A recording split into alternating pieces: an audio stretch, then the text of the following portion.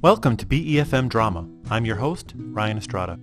This season we're bringing you brand new original radio plays written and performed exclusively for BeFM. They're inspired by the forgotten ghost stories of Charles Dickens, but with a modern twist. This particular set of stories came after the huge success of A Christmas Carol. Most people know that story, but they don't know that Dickens spent 22 years writing sequels. He put out a book every year where near-death experience leads someone to learn a lesson about life. We're bringing you one of those stories today. Today's tale is based on Dickens's The Cricket on the Hearth. It's about the same misunderstanding told from three people who don't know how to listen, and the blind girl who's the only one who can see what really happened. Our story begins once again in the driver's seat of an ambulance as our heroes Goblin and Fern set out on another day of saving lives. Please enjoy Conflicting Accounts.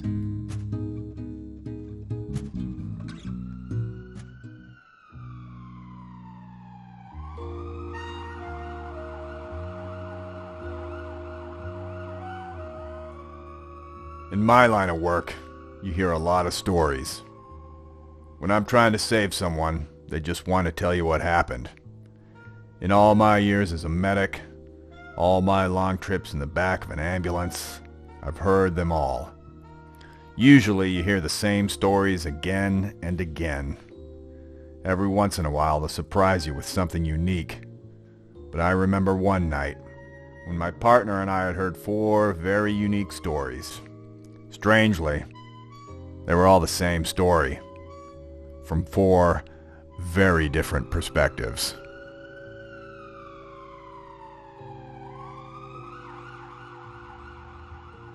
You want to get lunch?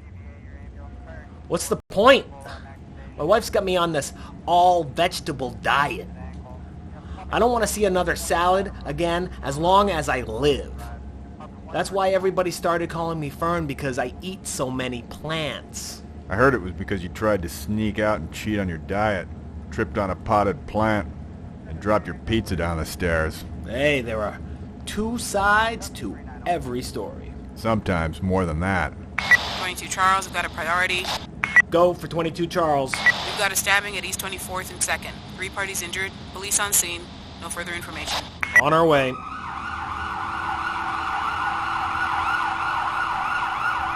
It was an old single-family home, surrounded by police cars. There was a lot of commotion in the yard. People screaming, dogs barking, neighbors looking on.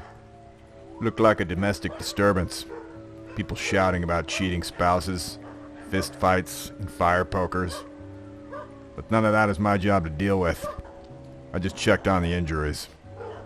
The police had already separated the 3 men when we arrived. The most serious case was still in the house. I headed in to assess the injuries. Older male, named Mr. Tackleton, took a fire poker to the ribs. Luckily, nothing was punctured. As I got him bandaged up, he started to complain. Oh, that man is fired. That man is so fired.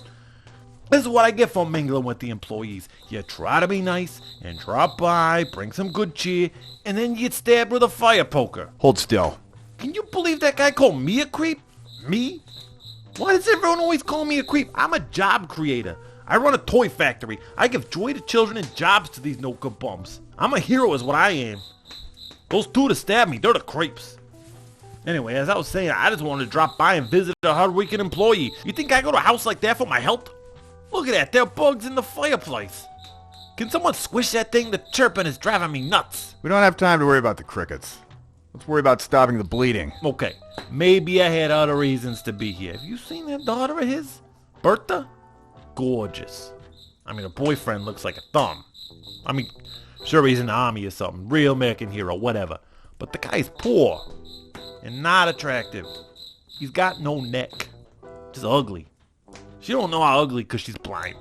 But she could have me. I'm a factory floor manager. I don't have bugs in my house.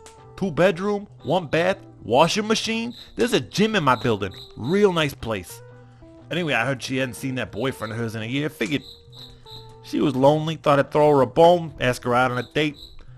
Just too bad she can't see how good looking I am. I mean, look at me. Wait. I still look good, right? Does anybody have a mirror? Oh, my eye feels swollen. What did he do to my beautiful face? Let's focus on the stab wound first. Anyway, I get in there, I'm all smooth. I tell her I'm thinking of offering her dad a promotion, and that's true. Don't mean he's gonna get the promotion, but I'll at least give the poor Slav an interview or something. And I'm like, hey, why don't we do something to celebrate? I'll take you out for falafel or whatever. Real smooth. But she's acting all not into it, like she could do better. Anyway, I lean in all close. And then some psycho in a Santa Claus beard rushes out and punches me in the face. So I shove him back. I'm real strong, you know. I used to be a varsity wrestler, won 2 titles, could have gone pro. My dad gave me his factory, so I excelled at that instead. Anyway, I'm just overpowering him real good. Not even a problem. I can tell Bertha's like real impressed. She can't see how good a fighter I am, but she can hear it. Everybody knows. But then Bertha's dad busts in the house, grabs a fire poker, starts swinging it around like a madman. He hits a guy with the beard, and the guy falls right on top of me. That's how I got the black eye. Otherwise, I was the only one getting any punches in. And I'm like, okay, sure, Plummer, you saved me. But the guy don't know when to stop.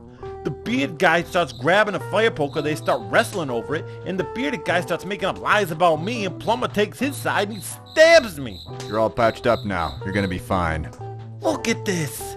This is gonna leave a scar, isn't it? How am I supposed to go shirtless now? Is it even safe to tan with something like this? Oh, this is all Plummer's fault. He's the one who lets this deranged lunatic in his house and helps him attack me. He is fired, I tell you. While I was handling the stabbing victim, my partner went into the other room and tended to the homeowner, Mr. Plummer. Middle-aged male. He was the one who stabbed my patient. Okay, put your head back. It's just a broken nose. I was just minding my own business. I don't need to know any of the details. I just gotta make sure you don't have a deviated septum. I was just getting off a long day at work. It was a double shift at the toy factory. Well, if you're gonna keep talking, just be careful. I'm trying to stop the bleeding. And can someone shut that cricket up? I'm trying to do my job here. My boss, Mr. Tackleton, he wouldn't even let me take my lunch break today. He said they were short-staffed. This whole job market has just been very difficult for me. I'm just trying to build a better life for my family, okay? I've got a daughter, and she can't see. We're hoping she'll get approved for a surgery soon and get her sight back. And I want to move into a better place before that happens. Right now, she can't see the water stains. She can't see the peeling wallpaper or the bugs in the fireplace. So I just tell her everything looks fine. She's been so sad since her boyfriend went out to war. He's been gone almost a year, so I just wanted to make her feel better. We sit for hours and hours and we watch out the window and I describe the view.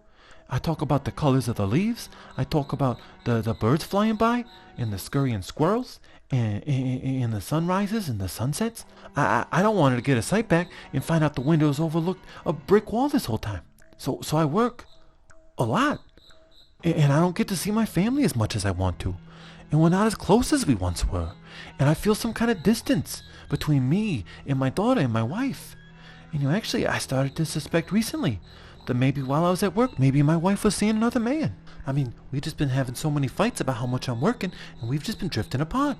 But I got goals, I got plans, I got things I got to do for my daughter. So today, I wanted to get home a little earlier and surprise her. The boss had already ducked out, so I figured no one would notice if I snuck out a few minutes early, went home, and saw my wife.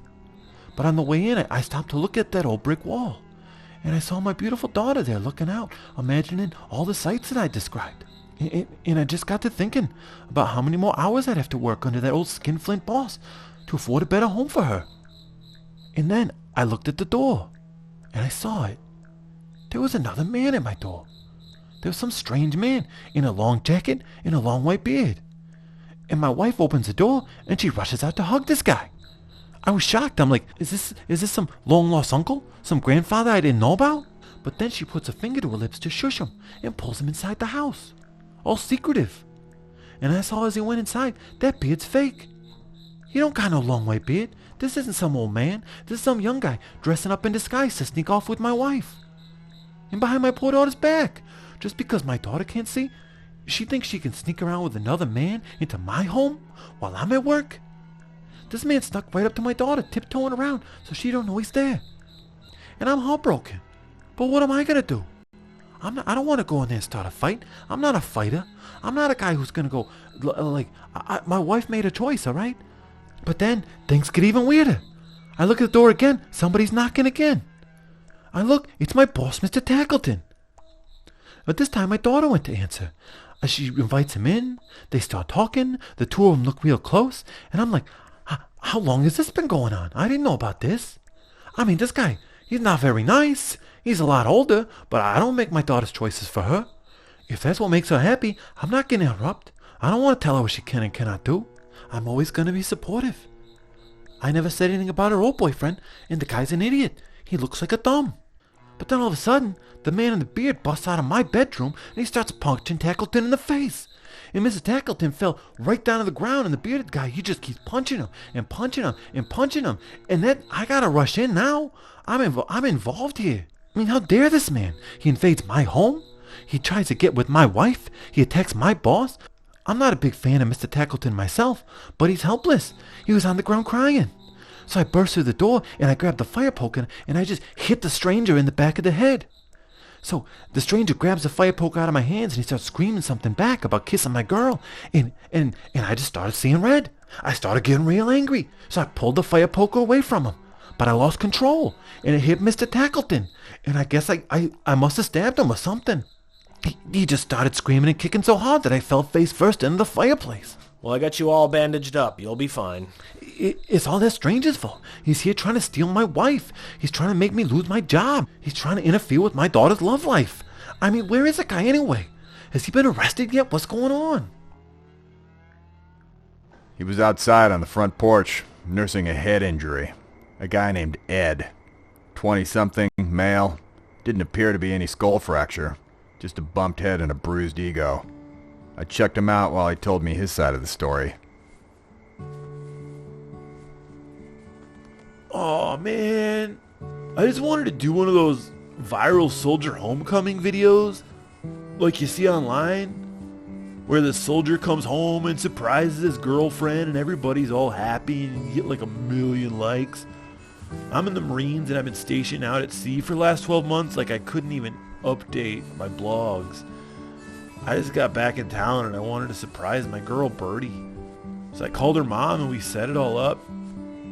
I put on this costume so no neighbors would call out my name as I walked up and ruin the surprise. So I opened the door. Birdie's mom opens up, gives me a big hug, all excited about how happy Birdie's gonna be. And the plan is I go inside, change back into my uniform while mom sets up the camera, and I'm gonna sneak in front of the window and mom's gonna come tell Birdie what she sees out the window. But it's me, and then like I'm there. Oh man, she'd be so happy, and the clip would go all viral or something. But as I'm standing there getting ready to do it, some creepy old man knocks on the door. So I hide and he comes in and he starts flirting with my girl, telling her to dump her loser boyfriend who looks like a thumb. I don't look like a thumb. Who even is that dude? Has Birdie been seeing this weird old dude while I was gone? I got so mad, I just jumped at him and I started punching. Dude deserved it. But then Mr. Plummer busts in and starts hitting me, and I try to tell him this creepy dude was kissing my girl. By the time I realize that I still have the fake beard on and Mr. Plummer doesn't know who I am, it's too late. He just accidentally stabbed the creepy dude. Now creepy dude's bleeding. I got a cracked skull. Mr. Plummer fell in the fireplace and broke his nose, and the cops are starting to show up. I can't go talk to Birdie after that. The moment was ruined. Just then we heard a loud scream. Will all of you just be quiet, stop talking about yourselves, and listen for 1 second? It was Birdie. That's all you men do is talk about yourselves and the applause you deserve. I've been standing here listening to everything. If you'd all just spend a little time listening to one another, you'd figure out what a misunderstanding this all was. Mr. Tackleton. Yes, my dear. You are a creep. What? You're like 40 years older than me, and I can't imagine you ever loving anyone as much as you love yourself. Huh? I barely know you, and trying to kiss someone unannounced who can't even see you coming is gross. Oh, Never talk to me again. Oh, well, this is embarrassing. Dad. Yes, dear? I love this house. I know where we live and how much work you put into it. Yeah. I love being surrounded by neighbors. so many interesting people and stories if you stop and listen. I agree with you, okay. That's why I sit next to the window. The brick alley acts like an echo chamber, and don't you dare get rid of the bugs in the fireplace. My lucky cricket lives there. That sounds beautiful. I know you like to tell me made-up stories about the beautiful house and wonderful view, even though I can clearly walk outside and learn what's actually there. I didn't listen because that's the life I want. I listen because I like sitting and hearing you tell me stories. My dear, I'm so sorry. I didn't know you felt that way. I'm sorry for working so much and not being there for you. And I'm sorry you have to deal with everything that's going on between me and your mother. And on to this stranger of yours. You remember Ed? Hey. Hey, Ed, how you doing? You doing all right? You doing good? He may have been wearing a fake beard, but I'm sure his thumb-shaped face is still recognizable. Hey. Come on, I felt it. It's shaped just like a thumb. I like it. It's cute. Aw. Ed was working with Mom to surprise me. I gotta apologize to your mother. I was blaming her, and she was just trying to help you. They forgot that I can hear when they whisper over the phone. That's why I was sitting next to the window, waiting for him to come. But I didn't want to ruin his surprise by letting on that I knew. Ed, I knew. Not a huge fan of the whole social media plan. Would have preferred a quiet moment between the two of us, or even some honest communication about your plan. I just wanted to make you happy. But I get it. I was looking forward to it. Me too, babe. And I can't believe the creep came and interrupted it. I would have thrown him out the door if I didn't have to worry about a less than gentle rejection making him take it out on my dad's job.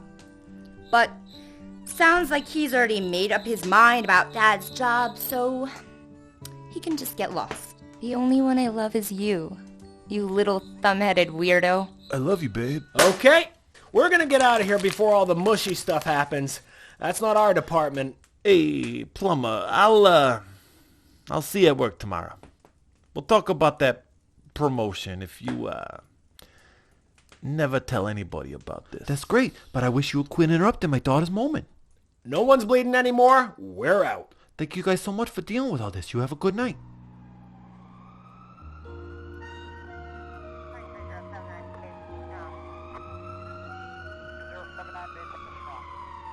Everyone has their own story to tell, but they all have holes. We never know that unless we stop and listen to the stories around us. With everyone's heads, noses, chests, and hearts patched up, our job was done. We loaded up our equipment in the ambulance and left to find our way into even more people's stories. Head over to the veggie barn, would ya? After all that yelling, I need to stress eat a bucket of fennel salad and 6 kale smoothies.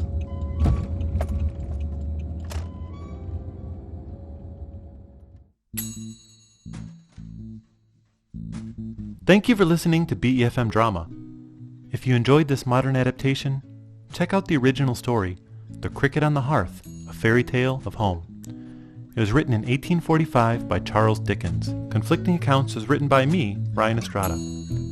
It starred Sam Hazelton as Goblin, Kelly Brassbridge as Fern, Aaron Wookte as Bertha, Angelique Lazarus as Dispatch, and me as Mr. Tackleton, Mr. Plummer, and Ed.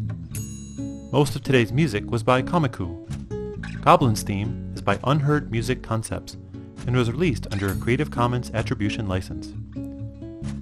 Tune in to the next episode of BeFM Drama for another Goblin story, The Old Battlegrounds.